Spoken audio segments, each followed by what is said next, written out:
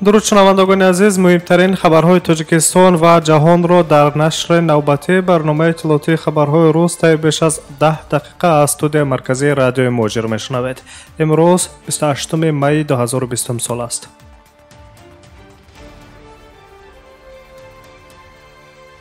хабарҳои ин соатаро аз Тоҷикистон шурӯъ мекунем. имрӯз 28 май президенти ҷумҳурияи Тоҷикистон Эмомалӣ Раҳмон ба ноҳияи ҷайҳуни вилояти Хатлон сафар карда аз наздик бо кори хуҷагиҳои деҳқонӣ шинос шуданд.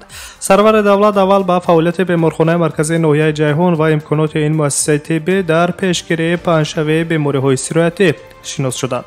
тавре иттилоъ дода мешавад, дар ноҳия 1 беморхонаи марказӣ, 5 беморхонаи ноҳиявӣ, 10 марказҳои саломатӣ ва 38 марказҳои тиббӣ фаъолият доранд. дар беморхонаи марказӣ президенти ҷумҳурияи Тоҷикистон Эмомалӣ Раҳмон бо кормандони соҳаи тандурустӣ суҳбат анҷом доданд. қайд карда шуд, ки табибон бояд тамоми чораҳоро андешанд, то шаҳрвандони мубталои бемориҳои сироятӣ саривақт табобат гиранд ва дар ин замина пешгирии ҳар гуна оризиҳои бемориҳои сироятӣ, корҳои зидди вирусӣ дар ноҳия тақвият дода шаванд. ҳамзамон президенти ҷумҳурӣ ба кормандони соҳаи тиб барои заҳматҳои шабонарӯзӣ ва содиқонаашон изҳори сипос кардаанд. сипас президенти ҷумҳурияи Тоҷикистон Эмомалӣ Раҳмон ба хоҷагии деҳқонии сабзавотпарварӣ Одили Ҷалолиддин ва боғи ба номи Абдураҳмони Ҷомис шинос шуданд. хоҷагии деҳқонии Одили Ҷалолиддин соли 2011 таъсис дода шуда, масоҳати умумии он 6 гектар замини обиро дар бар мегирад. айни замон саҳмдорони он хонҷагӣ 1 гектарро харбуза, 2 гектар пиёз, 1 гектарашро пахта ва 2 гектари дигарро ҷувори макак кишт кардаанд, ки бо талоши заҳматҳои хеш ҳосили фаровонро интизоранд. дар робита бо вазъи кунунӣ дар ҷаҳон, деҳқонон ва саҳмдорон бояд дар кори худ масъулияти бештар дошта бошанд, чунки таъмини бозори дохилӣ бо маҳсулоти тарутоза аз самараи ранҷи онҳо вобаста аст, таъкид намуданд президенти мамлакат Эмомалӣ Раҳмон. боғи шафтолупарварии хоҷагии деҳқонӣ ба номи Абдураҳмони Ҷомӣ низ соли 2011 аз ҷониби деҳқони бо таҷриба Мақсуд Маҳмудов ташкил карда шудааст, ки масоҳати умумияш 1.5 гектарро дар бар гирифта, дар он дарахтони шафтолӯи навъҳои лола ва сайдаҳмадӣ парвариш меёбанд. ҳар сол ба ҳисоби миёна деҳқонон аз ҳар дарахт аз 40 то 50 килограмм ҳосили фаровон ҷамъоварӣ мекунанд. боғдорон ваъда доданд, ки барои таъмини бозори дохилӣ бо маҳсулоти хушсифат кӯшишҳои бештарро ба харҷ хоҳанд дод.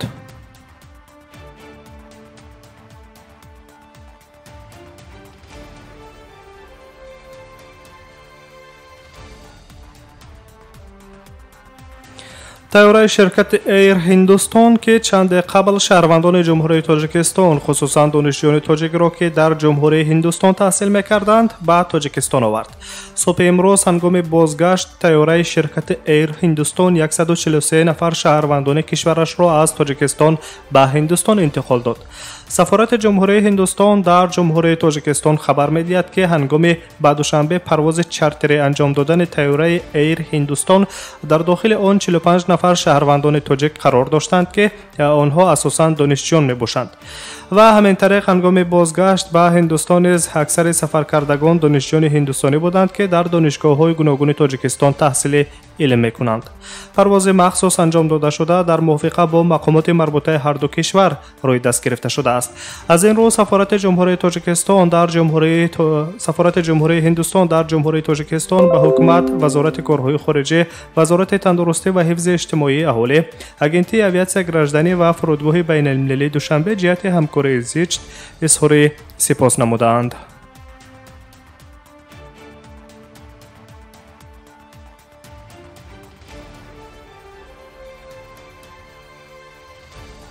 шумо таҳввулоти Тоҷикистон ва ҷаҳонро мустақиман шунида истодаед. дар 2 рӯзи охир ба Русия беш аз 100 тонна олу аз 2 минтақаи вилояти Хатлон содир гардидааст. 50 тонна аз ноҳияи Кушонён ба шаҳри Санкт-Петербург ва 51 тоннаи дигари олу аз ноҳияи Ҷалолиддини Балхи вилояти Хатлон ба шаҳри Москав фиристода шуданд. хабар медиҳад дафтари матбуоти раиси вилояти Хатлон. طبق اطلاع خدمات مطبوعاتی 27 مای از ولایت ختلان 139 تن میوه و لیمو به خارج صادر گردیده است. صادرات محصولات کشاورزی اساساً به جمهوری قزاقستان 23730 تن، به جمهوری اسلامی پاکستان 10704 تن، به جمهوری اسلامی افغانستان 1863.2 تن و به روسیه و قرقیزستان 63.2 تن محصولات کشاورزی دسترنج نو حاصل برداشته دهقانان ارسال گردیده است. طبعا گفته می شود اما محصولات های کشاورزی توسط نقلیات زمینی از جمله اتومبیل های برکش و با طریق راه آهن برکشان صادر گردیدند.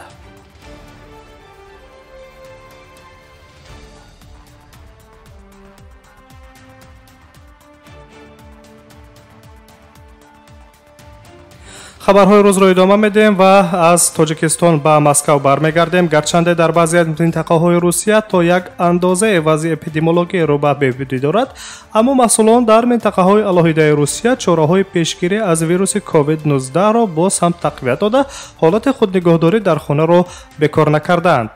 همین طریق 4 مهاجر مهنتی 2 نفر از شهروندان تاجیکستان و 2 شهروند ازبکستان را مقامات کارهای داخلی شهر ورونژ روسیه در ویران کردن نظام خودنگهداری در خانه مجرم دانسته از روی قسم یک ماده 20.6.1 کدکس حقوق ویرانکنی مأموری فدراسیون روسیه، یعنی رعایت نکردن قاعده های رفتار هنگام پیشگیری هشداری شدید در منطقه‌ای که خطر سیرایت شوی را در پی دارد، در نسبت آنها پرونده های حقوق ویرانکنی مأموری ترتیب دادند.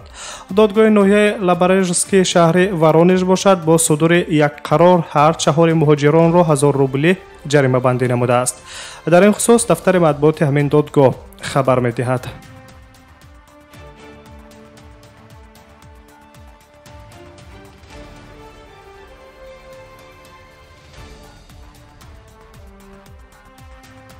خبرها را از روسیه ادامه می‌دهیم. در شهر مسکو یک شهروند قرقیزستان را با نام نورسلطان اسمانعلیف کارمندان پلیس لطوکوب کرده در نسبتش تحقیر و پس زدن شأن و شرف انسانی را روا دیدند. طور خود نورسلطان اسمانعلیف به خبرنگار نستایش وریمیا نقل می‌کند او هنگام انجام کار در یک از ساختمان‌های شهر مسکو به سمت منزل اجاره‌ایش روانه بود که در نزدیکی‌های کرمل کارمندان پلیس او را بازداشته خواستار تفتیش حجت‌های او شدند.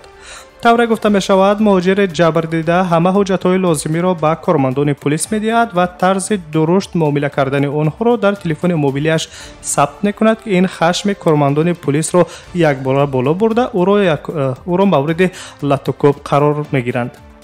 با این همه نگاه نکرده کارمندان پلیس به جای حادثه یوره تجلیل جیغ نمیزنند و شخص مجروح را به حال خود گذاشته از جای حادثه فرار می‌کنند. با کمک نورسلطان اسمانعلیف قرقیزستانی حامی حقوق مهاجران ولنتینا چوپیک می‌شتابد. طور ولنتینا چوپیک ابراز داشت مهاجر اذیت دیده را به نقطه طبی برده از تشخیص گذراندند. طبیبان معاین کردند که نورسلطان اسمانعلیف ضربه شدید را در قفس سینه، سر و در یک پایش گرفته است که تا یک مدت معین به کارنشایمی قوه کوری انسان آورده می‌رساند. همین طریق حامیان حقوق مهاجران عرضه شکایتی مهاجر جبر دیده را به کمیته تفتیشاتی شهر مسکو سپرده خواستار جهت اندیشیدن چاره‌های قانونی در نسبت کارمندان پلیس شدند. از حادثه مذکور کنسولگری و سفارت جمهوری قرقیزستان در فدراسیون روسیه نیز در جریان گذاشته شده است، ولی حالا نظر مسئولان سفارت قرقیزستان در روسیه اوید حادثه مذکور روشن نیست.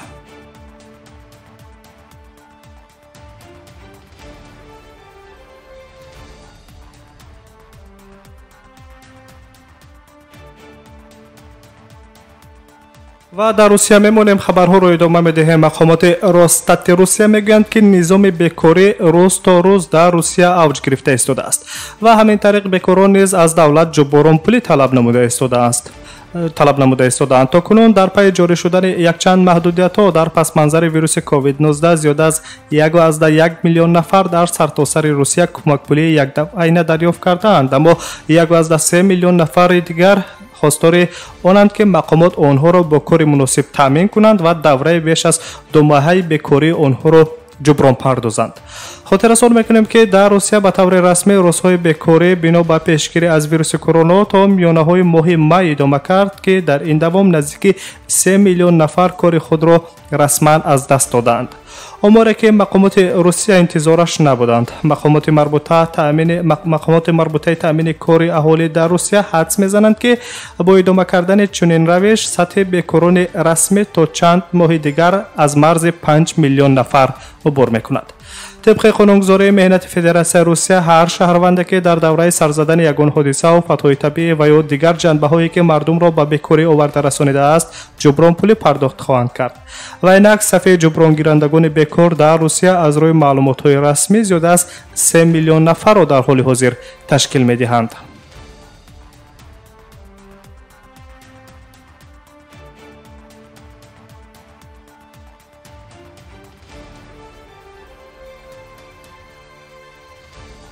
و در آخر از مسکو به ازبکستان برمیگردیم. پرزیدنت جمهوری ازبکستان شوکت میرزیویف امر داده است که 711 کارخانه بی‌ثمر برهم داده شده 262 تای آن از نو تشکیل کرده شود و بیش از 500 بازار دیگر به بخش خصوصی داده شود. خبر می‌دهد اگنتی فرغانه.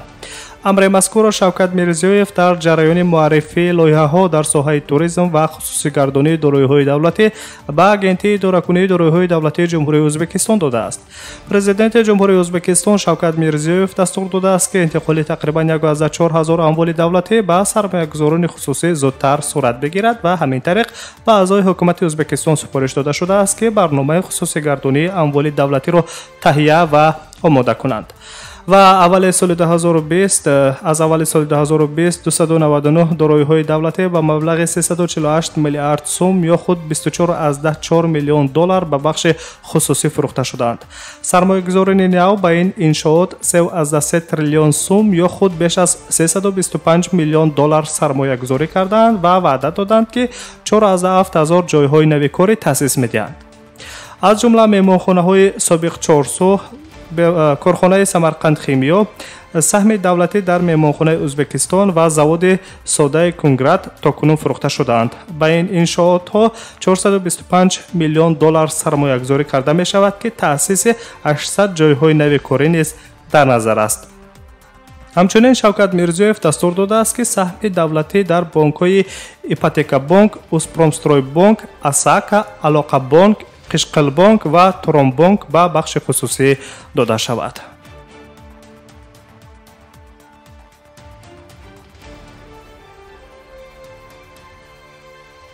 شنوندگان عزیز، شما تا بیش از 12 دقیقه نشر خبرهای این ساعته تاجیکستان و جهان را مستقیما شنیدید.